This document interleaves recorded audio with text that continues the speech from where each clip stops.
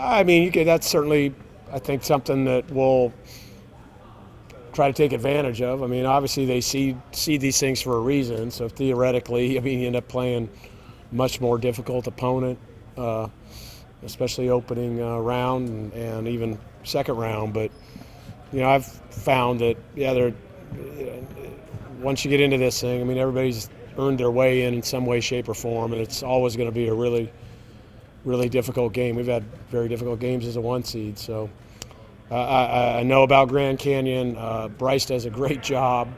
I've been following them for a while, obviously because of my relationship with Scott, but also because Roger Powell worked under Bryce, and then know Jerry Colangelo. I know Jerry Colangelo very, very well. It's a big part of the whole Grand Canyon growth of not only the basketball program but the whole school, and so that it's going to be a really, really tough first round matchup. Did you watch him last night? Watched a little bit of it last night. Was bouncing around, watching a bunch of different games. Yeah. I talked most of the year has been it's more wide open.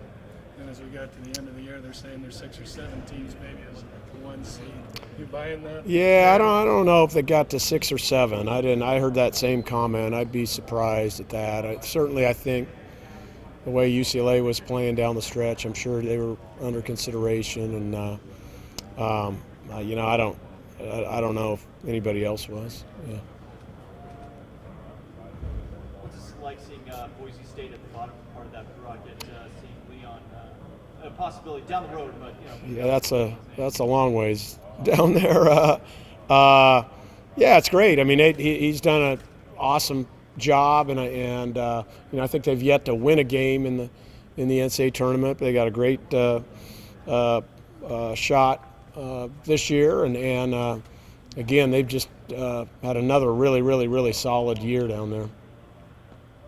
Coach, can you talk a little bit about not having to go, all the way over to New York or something? Instead, you just get to Denver, and just for the fans also. Yeah, for sure. No, I think that's one of the great tweaks and changes that they've done, with the NCAA tournament, is just a real effort to, especially if you're a top 4 seed, to keep you somewhere close to your, or in some proximity to where you're at.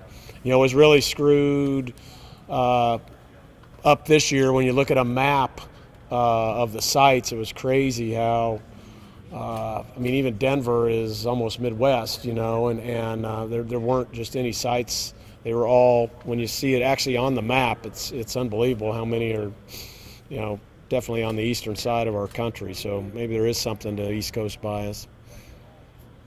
You guys played 10 teams that ended up going to the tournament, including a number of 1, 2, 3 seeds. How do you think that non-conference and playing St. Mary's 3 times helps you guys here in the next few weeks? I think it has to help, Theo. We've seen it all, basically, from Zach Edey to just the relentlessness and the pace of Alabama, the incredible physicality, intensity of Texas. We've seen a lot. How much progress you guys think you made from December to now? I think we've made a lot. I was talking to the guys about that today, as I think B-Mike brought up a stat, as only my analytics staff could, but it's the lowest turnover rate we've had, I think, in the entire run we've had, which surprised me because I know we've had some teams that didn't turn it over very well, but that's what they were saying. And if you think about what our issues were back in November, it was turnovers, and so these guys really heeded the warnings and listened to what we were saying and took the coaching, and we've taken great care of the ball, knock on wood, down the stretch here. And then I also think, we're a lot tougher than we were. I think the young guys have gotten tougher and more physical and a little more gritty, definitely, than they were in November, December. What about Nolan's growth at the point guard spot from the first day to last week? He's been really good. I think he's one of those guys that has done a good job understanding, taking care of the ball. I think with Nolan, sometimes he gets a little too caught up in whether his shot's dropping or not. We're just always trying to explain to him that there's just so much more to the game than just that. There's, especially at that position, you're kind of quarterbacking the whole club. And then we've really been after him defensively. And I think that's where probably those young guards have made their biggest jump. Did you already get a text from Scott? I have not looked yet on that, but I'm sure it's coming. We talked yesterday, so. They're at the site, right? Yeah. Yep. It's too bad no bubble. You could relive. Yeah. Well, no, it's not too bad. No bubble. No, I think we've all had enough of the bubble. It's not too bad. But yeah, and the Drew. Awesome for their family. Their dad's a wonderful man, and I'm sure it'd be great to have both those guys there. But it's an interesting little group. Hey, the one that nobody's talking about, TCU's really, really good. I've watched them numerous times, and really athletic. And Jamie's got them playing a lot faster this year. And they went into Kansas and I think won by 25 or something at Kansas, and I think they've had to deal with a lot of different injuries and stuff. But when they're full strength, they are really something. How does Bryce compare on the pickleball court to his brother? He never made it down there that whole week. Well, he was out early, so he didn't get the full 30 days in the bubble like Scott and I did. Coach, can you talk a little bit about being in that West region and seeing Kansas, seeing UCLA, just all the good teams in there? And it's just like another non-conference run for you guys almost. Yeah, the most important thing is that's a long ways off. You just have to. You got to just survive in advance. We have to survive in advance with Grand Canyon, literally. And I think the seeds kind of mess with people's minds that aren't in our industry, and it's just not how it is. And especially when we talk about how crazy the year was in college basketball and just how the amount of parity and how tough it is to get any kind of win. We experienced that in our league this year, right?